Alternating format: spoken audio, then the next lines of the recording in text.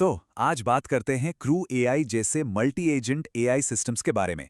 ये सिस्टम आखिर अंदर से काम कैसे करते हैं और सबसे बड़ी बात, इन्हें असल दुनिया में इस्तेमाल के लिए मतलब प्रोडक्शन के लिए कैसे तैयार किया जाता है। चलिए इसी को समझते हैं। अच्छा, तो हमारा रोड मैप कुछ ऐसा रहेगा। पहले हम ये समझेंगे कि इन नए सिस्टम्स की ज़रूरत ही क्यों पड़ी। फिर एक अकेले एजेंट को समझेंगे और उसके बाद देखेंगे कि कैसे कई एजेंट्स मिलकर एक पूरी एआई क्रू बनाते हैं। फिर जानेंगे कि ये क्रू मिलकर काम कैसे करती है और आखिर में सबसे ज़रूरी बात, इन्हें असल दुनिया के लिए भरोसेमंद कैसे बनाया जाता है। तो सबसे पहला सवाल, हमें क्रू एआई जैसे फ्रेमवर्क की आखिर जरूरत ही क्यों है? वेल, इसका जवाब छिपा है इस बात में कि आजकल एप्लीकेशंस बनाने का तरीका ही पूरी तरह बदल रहा है। देखिए, जो पुराने पारंपरिक ऐप्स होते थे वो एक रेसिपी की किताब की तरह थे। बिल्कुल साफ साफ निर्देश, ये इनपुट डालो तो यही आउटपुट मिलेगा, प्रिडिक्टेबल। लेकिन आज के एआई ऐप्स वो एक क्रिएटिव शेफ की तरह हैं। आप उन्हें बस कुछ आइडिया या सामग्री देते हैं जो थोड़ी फजी यानी अस्पष्ट हो सकती है, और वो कुछ नया, कुछ हैरान करने वाला बना देते हैं।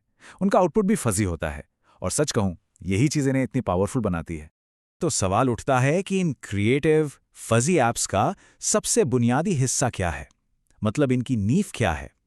वेल, ये सब कुछ शुरू होता है एक सिंगल यूनिट से, जिसे हम कहते हैं एजेंट। तो ये एआई एजेंट है क्या? इसे एक डिजिटल वर्कर समझिए। इसके पास एक दिमाग है जो कि एक लार्ज लैंग्वेज मॉडल यानी एलएलएम होता है, और साथ ही इसके पास होते हैं टूल्स। इन टूल से ये वेब पर कुछ ढूंढ सकता है, डेटा को एनालाइज कर सकता है, मतलब अपना काम पूरा कर सकता है। और इसका काम करने का तरीका बड़ा सीधा है। देखिए, सबसे पहले एजेंट को एक टास्क मिलता है। फिर वो उस टास्क को पूरा करने के लिए अपने टूल बॉक्स में से सही टूल चुनता है, अपने एलएलएम ब्रेन का इस्तेमाल करके सोचता है और फिर एक जवाब या सॉल्यूशन दे देता है। बहुत ही सिंपल लेकिन उतना ही पावरफुल प्रोसेस।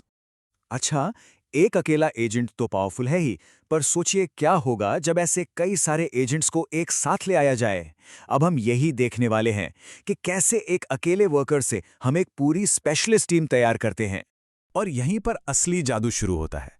जब ये अलग अलग एजेंट्स एक क्रू में एक साथ आते हैं तो ये एक असली टीम की तरह काम करते हैं।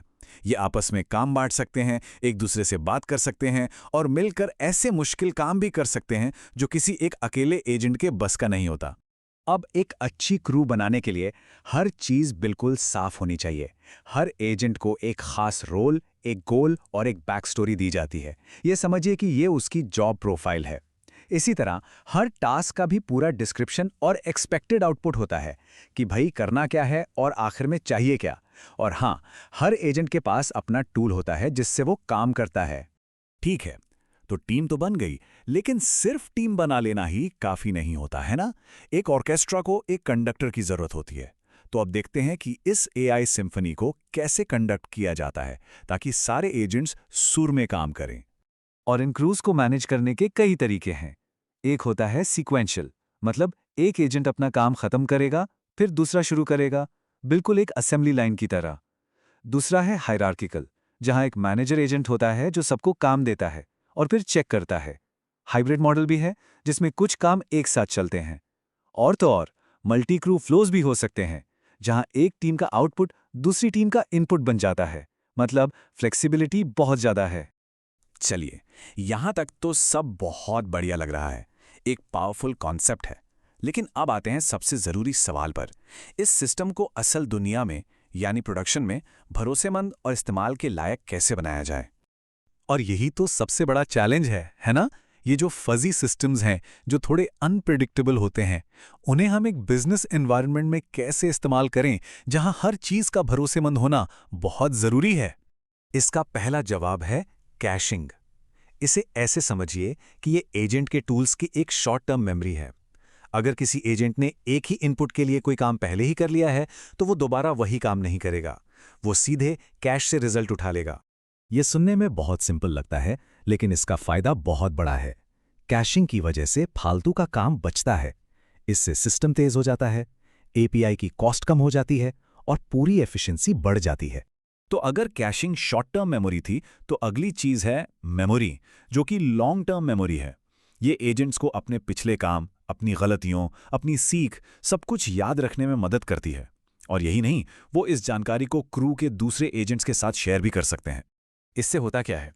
इससे एजेंट्स को ज़रूरी कॉन्टेक्स्ट मिलता है, उनके काम में एक कंसिस्टेंसी आती है और वो समय के साथ बेहतर होते जाते हैं। बिल्कुल वैसे ही जैसे एक अनुभवी इंसान होता है जो अपने पुराने अनुभवों से सीखता है। और आखिर में आता है सबसे ज़रूरी सेफ्टी फीचर, गार्ड रेल्स। इन्हें आप सिस्टम के लिए सेफ्टी रूल्स या बाउंड्रीज समझ सकते हैं। ये पक्का करते हैं कि एजेंट कोई गलत काम ना करे, कोई गलत जानकारी ना दे या अपनी हद से बाहर ना जाए। तो गार्ड रेल्स का मकसद क्या है?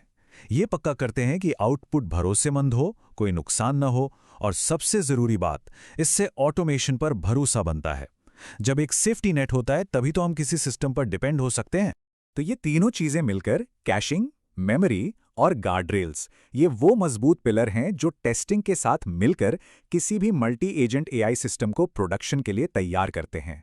तो ये जो मल्टी एआई एजेंट्स हैं, ये हमें ऐसे ऑटोमेशन बनाने की ताकत देते हैं जो पहले मुमकिन ही नहीं थे। क्यों? क्योंकि अब हमें हर छोटे बड़े एज केस के लिए कोड लिखने की जरूरत नहीं है। अब हम एक समझदार टीम बना सकते हैं जो खुद ही कॉम्प्लेक्स सिचुएशन को संभाल ले। तो अब सोचने वाली बात यह है कि हमारे आसपास ऐसी कौन सी ह्यूमन टीम्स हैं जिनके काम को इस तरह की एक एआई क्रू से ऑटोमेट किया जा सकता है या बेहतर बनाया जा सकता है।